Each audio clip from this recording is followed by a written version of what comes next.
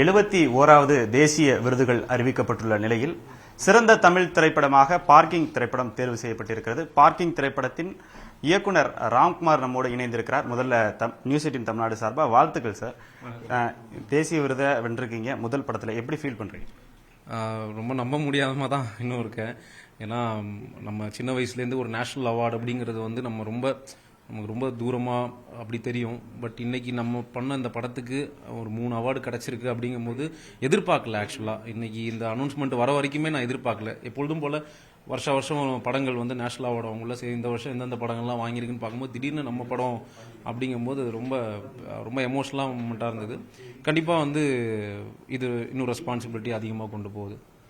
இந்த திரைப்படம் வந்து ஒரு கிராமத்து சார்பில், அதாவது தமிழ்நாடு முழுவதும் பரவுறது காரணம் ஓடிடி ரிலீஸ் வந்து நல்ல திரைப்படங்களுக்கு வாய்ப்பு கொடுக்குது அப்படின்னு நினைக்கிறேன். 100% கண்டிப்பாக இன்னைக்கு வந்து தியேட்டர்களில் வந்து சில நேரங்கள் நிறைய படங்கள் ஒரே டைமில் ரிலீஸ் ஆகும். அப்போ வந்து மக்களோட ஃப்ளோ வந்து சில படங்கள் நல்ல படமாக இருக்கும், பட் அதை அவங்க பார்க்கக்கூடிய சுச்சுவேஷன் இருக்காது. அந்த படம் அடுத்தடுத்த வீக்ஸ் தள்ளி போகும். அப்படிங்கும்போது ஒரு ஓடிடியில் ரிலீஸ் ஆகும்போது எல்லாருமே அந்த படத்தை பார்க்கறதுக்கான ஒரு சூழ்நிலை கிடைக்குது. ரீசெண்டாக இப்போ வந்த நிறைய படங்கள் சொல்கிறோம், நம்ம தியேட்டரில் சரியாக பண்ணாத படங்கள் ஓடிடியில் பயங்கரமாக கூட ரீச் கொடுக்கும். எனக்கு வந்து இந்த படம் வந்து ஃப்ளட்டு வந்தப்போ நாங்கள் எதிர்பார்த்து அவ்வளோ மக்கள் ஃப்ளோ இந்த படத்துக்கு கிடைக்கல அப்போது. ஏன்னா அந்த டைம் கரெக்டாக படம் ரிலீஸ் ஆன நெக்ஸ்ட் டேலேருந்து ஃப்ளட்டு. பட் ஓடிடியில் ரிலீஸ் ஆகும்போது இந்த படம் ஆக்சுவல் ரிலீஸ் மாதிரி எங்களுக்கு ஃபீல் ஆச்சு. ஏன்னா எல்லா இடத்துக்கும் கொண்டு போய் அந்த படம் நிறைய ஸ்டேட்டில் தெலுங்கு ஹிந்தி நிறைய இடத்துல போய் அது ரீச் ஆச்சு. ஏன்னா இந்த கண்டென்ட் எல்லாருக்கும் ரொம்ப ரொம்ப ரொம்ப நெருக்கமாக இருந்ததுனால. ஸோ அதனால் ஓடிடியோட பங்கு ரொம்ப மிக பெருசு. அண்ட் கண்டிப்பாக ஓடிடி இந்த மாதிரி படங்கள் நிறையா சப்போர்ட் பண்ணுறாங்க. கண்டிப்பாக இன்னும் அவங்க பண்ணாங்கன்னா இதுக்கப்புறம் வர ஃபிலிம் மேக்கர்ஸ்க்கு வந்து அது ஒரு பெரிய ஒரு மோட்டிவேஷனலாக இருக்கும்.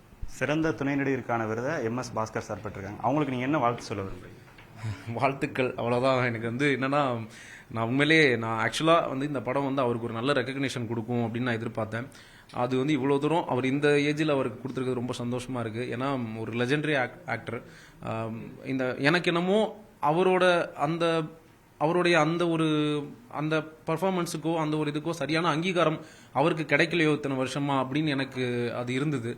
பட் இந்த படத்தில் அது வந்து அவருக்கு கிடைச்சிருக்கும் போது ரொம்ப சந்தோஷமாக இருக்குது.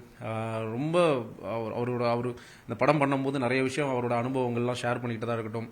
நான் ஒரு சின்ன பையன்தான், அவர் வந்து நிறைய படங்கள் பண்ணி இவ்வளோ தூரத்தில் இவ்வளோ ஒரு இதில் இருக்கார், எக்ஸ்பீரியன்ஸில் இருக்கார். அப்படிங்கும்போது அவர் நம்மக்கிட்ட ஒரு இறங்கி நல்லா ஒரு டவுன் டு எர்த்தாக பழகுற விஷயங்கள் இருக்குல்ல, அதெல்லாம் வந்து எனக்கு இந்த படத்தை வந்து நம்ம எழுதின மாதிரியே அந்த படமாக்குறதுக்கு இதெல்லாம் வந்து ஒரு முக்கியமான காரணமாக இருந்தது.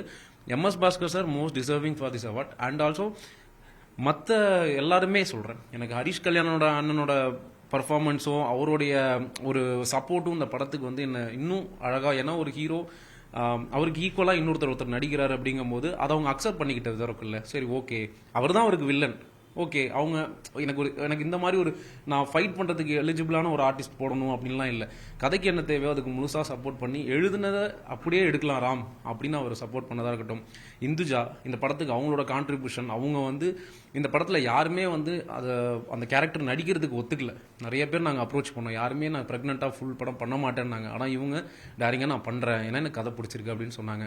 ஸோ அது மட்டும் இல்லாமல் சின்ன சின்ன ஆர்டிஸ்டாக இருக்கட்டும், டெக்னீஷியன்ஸ் எல்லாருமே இந்த படத்தை வந்து இன்னைக்கு இந்த இடத்துக்கு வந்திருக்குன்னா அது இவங்க எல்லாரோட சப்போர்ட் தான்.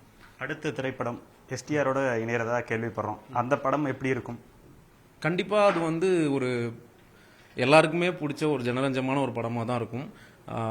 வழக்கம் போல் அவர் STR சாரோட அவரோட ஒரு இது இருக்குல்ல, அவரோட ஒரு வைப்பு, அவரோட ஒரு கிரேஸ் இருக்குல்ல, அவருக்கு ஒரு ஃபேன் பேஸ் இருக்குது. நான் அவரோட ஃபேன். ஸோ எனக்கு வந்து அவர் இந்த மாதிரி திருப்பி வேற ஒரு முன்னால் அவர் இருந்த ஒரு டோன் காட்டணும் அப்படின்னு ஆசைப்பட்டேன். ஸோ அந்த படத்துக்கான அது ஒரு ஸ்கிரிப்ட் ஒர்க் போயிட்டுருக்கு. அது கொஞ்சம் தள்ளி பண்ணுற ஒரு சுச்சுவேஷனில் இருக்குது. இப்போ நான் வந்து வேற ஒரு ரைட்டிங்கில் இருக்கேன். கண்டிப்பாக வந்து அந்த படம் வெளில வரும்போது ஒரு நல்ல பேர், நல்ல ஆடியன்ஸுக்கு ஒரு நல்ல கம்ப்ளீட் என்டர்டெய்னிங்காக இருக்கும் அந்த படம்.